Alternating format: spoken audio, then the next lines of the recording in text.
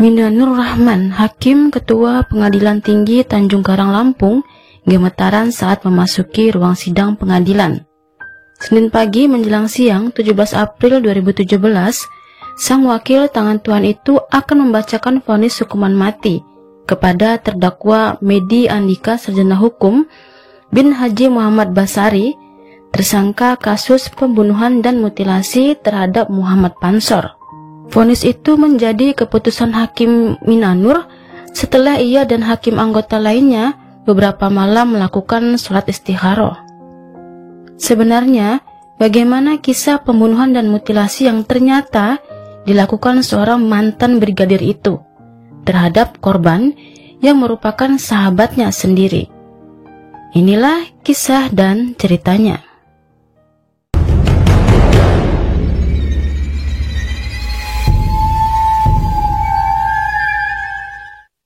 Kisah ini berawal ketika seorang anggota DPRD Bandar Lampung, Muhammad Pansor, menghilang berhari-hari sejak tanggal 15 April 2016 pukul 1 siang. Kala itu ia izin ke kantor pada istrinya Umi Kalsum. Saat itulah menjadi hari terakhir bagi Umi dan sang suami. Saat malam tiba, suaminya tak kunjung pulang. Handphone juga tidak bisa dihubungi, dan tak ada teman atau sanak keluarga yang mengetahui keberadaan suaminya. Berhari-hari, suami Umi Kalsum itu tak juga ada kabar. Hingga di hari ke-10, tepatnya tanggal 25 April 2016, Umi Kalsum mendatangi Polda Lampung guna melaporkan orang hilang. Menurut keterangannya, suaminya pergi dari rumah menggunakan mobil Kijang Innova warna abu-abu. Sementara itu di tempat yang berbeda pada bulan Mei 2016, warga di Kabupaten Oku Timur, Sumatera Selatan dihebohkan penemuan potongan tubuh mayat yang sudah membusuk di bawah jembatan dua desa Tanjung Kemala. Potongan tubuh itu berupa kepala dan dua kaki yang terpotong hingga paha. Dikarenakan potongan tubuh yang tak lengkap, polisi kemudian melakukan pencarian potongan tubuh lainnya berupa badan dan kedua tangan korban. Setelah beberapa hari, warga kembali menemukan tulang tangan dan tulang punggung korban. Dari penemuan tubuh itu, polisi melakukan perluasan penyidikan. Hingga penyidikan pun sampai ke laporan orang hilang di Polda Lampung atas nama Muhammad Pansor. Keluarga anggota DPRD Lampung itu pun segera dihubungi. Pengambilan sampel darah atau tes DNA pun dilakukan. Kemudian dicocokkan dengan sampel DNA anak gadis Muhammad Pansor. Hasilnya ditemukanlah DNA yang sama. Itu artinya potongan tubuh itu adalah milik Muhammad Pansor, suami dari Umi Kalsum. Awalnya polisi memperkirakan jika korban dibunuh oleh pembunuh bayaran. Polisi lantas melakukan penyidikan dengan mencari informasi dari keluarga terdekat terlebih dahulu. Dari keterangan sang anak, diketahuilah jika korban sempat terdengar berteleponan dengan sahabatnya pada hari sang ayah hilang. Sahabatnya itu adalah Medi Andika, yang kala itu berpangkat sebagai brigadir. Saat itu anak korban mendengar percakapan sang ayah kepada sahabatnya itu, jika mereka akan janjian bertemu di sore hari terakhir itu. Penyidik pun meminta informasi dari Medi.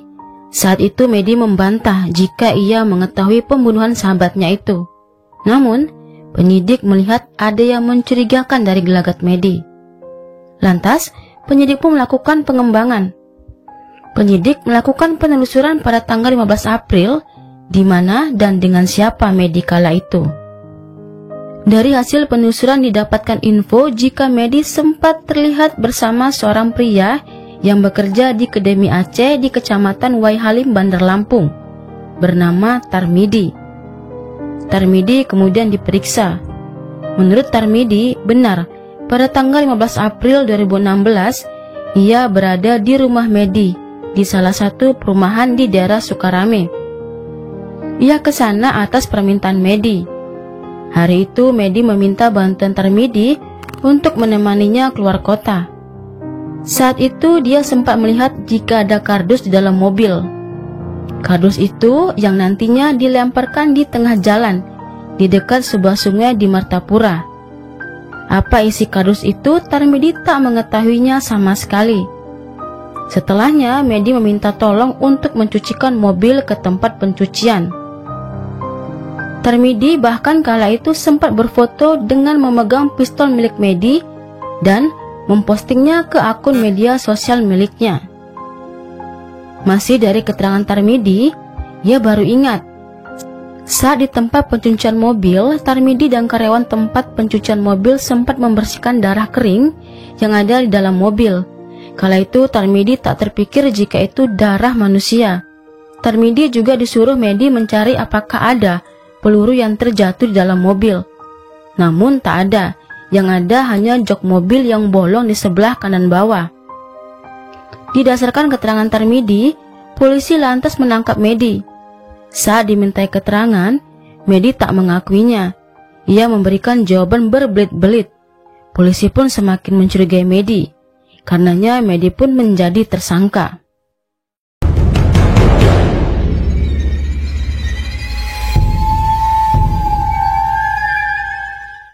Muhammad Pansor adalah anggota DPRD Bandar Lampung. Ia dikenal teman kerjanya dan kerabatnya sebagai pribadi yang baik. Tak pernah terdengar memiliki masalah dengan siapapun. Namun, Pansor juga dikenal pribadi yang tertutup. Hingga almarhum kemudian menjadi korban pembunuhan dan mutilasi sahabatnya, Brigadir Medi Andika yang bertugas di Polresta Bandar Lampung. Persahabatan Medi dan Pansor dimulai saat berada di kampus yang sama tahun 2012. Hubungan keduanya begitu dekat. Warga keduanya juga sudah saling mengenal. Pansor bahkan ikut membantu mendanai bisnis Medi. Keduanya memang memiliki hubungan yang cukup akrab. Sementara itu menurut ibunda Medi, Firmawati, hubungan Medi dan Pansor sangat baik. Mereka tak pernah terdengar memiliki masalah. Sang ibu yakin Medi tak membunuh Pansor, apalagi dilatar belakangi keinginan Medi menguasai harta Pansor. Medi di mata ibunya pribadi yang penurut, dia bahkan taat beribadah. Sang ibu berkisah jika Medi pernah disuruh memotong ayam saat lebaran. Namun anaknya itu menolaknya dengan alasan tak berani dan tak tega. Medi adalah anak tunggal, keluarga mereka juga berkecukupan. Bahkan dikarenakan Medi anak tunggal, pastilah seluruh harta menjadi miliknya. Sehingga mustahil Medi membunuh Pansor karena tergiur harta Pansor. Hingga hampir di akhir persidangan, Medi masih menolak mengakui jika ia pembunuh Pansor.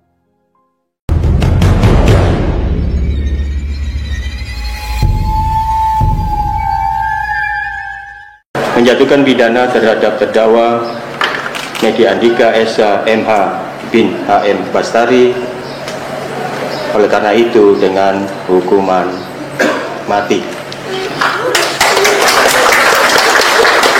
Pada tanggal 17 April 2017, Hakim Pengadilan Tinggi Tanjung Karang yang dipimpin oleh Hakim Ketua Minanur Rahman memvonis hukuman mati untuk sang mantan brigadir. Menurut hasil pengadilan, Medi terbukti melakukan pembunuhan terhadap Pansor dan dikenai pasal 340 KUHP tentang pembunuhan berencana. Berdasarkan fakta pengadilan, pada tanggal 15 April 2016, Medi menghubungi Pansor untuk bertemu. Pada pukul 2 siang hari, Medi menembak korban di dalam mobil sewaktu berada di depan lapangan tembak Jalan Hendor Suratmin, Bandar Lampung. Medi menembak pangkal paha hingga menembus tumit sebelah kanan. Setelahnya Medi membawa Pansor yang kala itu diperkirakan masih hidup ke rumahnya di Permata Biru. Saat itu menurut tim forensik diperkirakan jika Pansor lantas dimutilasi saat masih hidup. Salah satu bagian tubuh yang telah dipotong sempat ada yang dibakar oleh Medi. Bensin itu dimasukkan di dalam satu botol minuman. Itu artinya Medi memang sudah berencana membunuh Pansor. Lantas, potongan tubuh itu dibagi menjadi 3 kotak, yang kemudian dibuang di 2 jembatan yang berbeda di Martapura, Sumatera Selatan. Namun, Semua tuduhan itu dibantah Medi.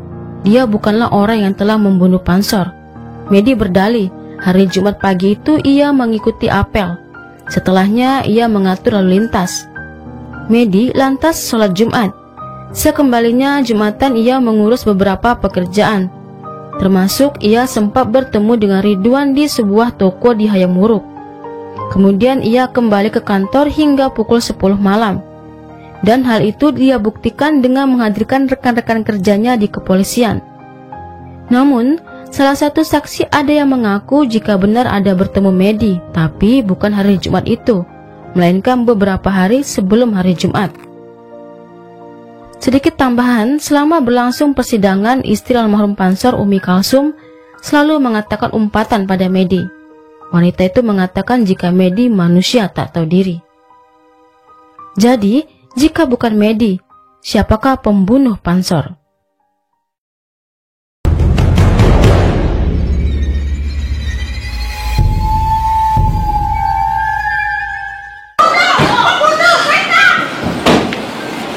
Pengakuan mengejutkan diceritakan Medi pada saat ia membacakan pembelaannya di depan hakim. Kala itu Medi bercerita hal yang cukup mengejutkan. Jika awal dari musibah yang terjadi pada Pansor berawal dari sang istri Umi Kalsum. Menurut Medi, 1 bulan sebelum Pansor hilang, Umi menemuinya. Wanita itu menangis karena sang suami telah berselingkuh, bahkan sanggup menghambur-hamburkan uang kepada selingkuhannya itu. Wanita selingkuhan Pansor bernama Yulinar. Umi mengaku malu karena perselingkuhan sang suami sudah menjadi pergunjingan tetangga. Lantaran si Yulinar itu tak jauh rumahnya dari kediaman mereka. Pertemuan itu tak cukup sekali. Setiap bertemu Umi memohon pada Medi untuk memberikan pelajaran pada suaminya itu. Awal-awalnya Medi tak menggubris. Umi kala itu menawarkan uang 10 juta. Ia menyuruh Medi mencarikan orang yang bisa memberi pelajaran kepada Pansor. Karena Umi yang terus-terusan merengek agar dibantu, Medi pun bersedia mencarikan orang yang bisa disuruh. Suatu hari, ketika bertemu di ruko milik Pansor, Medi menjanjikan kepada Umi akan mencarikan orang yang bisa diajak bekerja sama. Orang itu bernama Anton. Medi mengenal Anton 1 tahun sebelum kejadian di Jakarta. Anton yang setuju kemudian bersama rekannya mendatangi rumah Medi. Saat bertemu, Medi memberikan uang 7,5 juta beserta foto Pansor dan Yulinar. Namun, rencana tak langsung dijalankan. Anton dan rekannya harus mempelajari situasi lingkungan tinggal Pansor dan Yulinar. Hingga tanggal 15 April 2016, Umi memberitahukan jika Pansor akan bertemu Yulinar. Nanti Pansor akan memberikan wanita itu duit. Namun ternyata Pansor hanya sebentar bertemu Yulinar di Bank BRI. Pada pukul 1:30 siang, Medi bertemu dengan Pansor di Jalan Pangeran Emir Muhammad Nur. Mereka sempat berbincang di dalam mobil, namun cuma sebentar. Setelahnya mereka berdua menjemput seorang wanita di sebuah tempat kos. Saat sampai, Medi turun di tempat kos itu. Saat itulah Anton masuk ke mobil. Dan itu menjadi pertemuan terakhir Medi dengan sahabatnya itu. Sekitar pukul 5 sore, Anton menghubungi Medi. Ia mengatakan terjadi kecelakaan. Anton akan datang ke rumah Medi habis maghrib. Setibanya di rumah Medi, Anton bercerita jika Pansor melawan. Dan tanpa sengaja, Pansor ditembak mati. Mayatnya ada dalam kardus yang diletakkan di dalam mobil Innova milik Pansor. Medi pun panik. Anton meminta sisa uangnya 2,5 juta lagi dan kemudian pergi. Sementara itu Medi yang kebingungan menghubungi Tarmidi. Ia mengajak Tarmidi ke Martapura. Sebenarnya itu hanyalah perjalanan random lantaran kegabutan Medi. Esok paginya Umi menelepon Medi. Dari Medi lah Umi tahu apa yang sudah terjadi pada Pansor. Umi ketakutan. Ia takut dibuang keluarga Pansor. Dia juga takut diusir keluarga Pansor. Terlebih adik Pansor merupakan bupati. Tak lama berselang Anton meminta Medi mengirimkan uang 50 juta untuk biaya kabur. Saat itu Anton berjanji tak akan membawa-bawa Medi jika tertangkap. Akhirnya Medi menjual mobil Innova Pansor.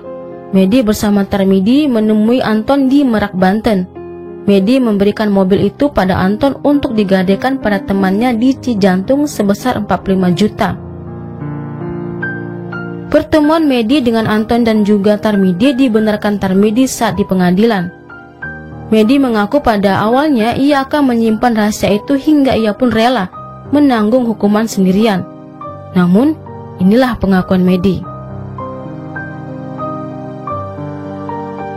Saya selalu dicaci maki istri Pansor, Umi Kalsum dan keluarganya. Mulai dari pembacaan dakwaan hingga replika kemarin.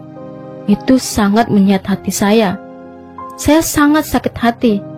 Karenanya di persidangan ini saya ungkapkan apa peran Umi Kalsum dalam terbunuhnya Pansor. Akan tetapi karena ada orang-orang yang tahu penyebab kematian dan tahu siapa pelaku sebenarnya, tapi selalu menghakimi saya. Perlakuan itu sangat menyakiti dan menyinggung perasaan saya. Sementara itu di dalam persidangan, istri Medi yang juga merupakan anggota polisi sempat dipanggil ke persidangan untuk dijadikan saksi. Namun, saat di kursi saksi, ia menolak memberikan keterangan dan hal itu didukung Medi. Selama persidangan, keluarga Medi bertengkar dengan keluarga Pansor. Entah siapa yang sebenarnya jujur, yang pasti jika Anton memang ada, mengapa Medi tak memberikan data dari Anton? Apakah Medi takut keluarganya dibunuh atau Anton memang hanya alibi Medi? Kemudian dari kesaksian PRT perumahan Medi yang rumahnya tak jauh dari Medi, malam itu tak melihat ada sama sekali Pansor di rumah Medi, atau Medi membawa sesuatu yang mencurigakan ke dalam rumah. Bahkan, tetangga Medi itu sempat berkata pada Medi agar mau menceritakan apa yang sebenarnya terjadi. Kala itu Medi malah menjawab, nanti akan ketahuan apa yang sebenarnya terjadi. Entahlah, yang pasti Medi sedang menunggu hari eksekusinya, dan sang ibu berusaha menerima takdir jika anak semata wayangnya yang ia harapkan akan menjaga hari tuanya itu bernasib buruk. Demikianlah kisah dan cerita kali ini. Mohon maaf jika masih banyak kekurangan. Terima kasih sudah menonton. Sampai ketemu di kisah dan cerita lainnya.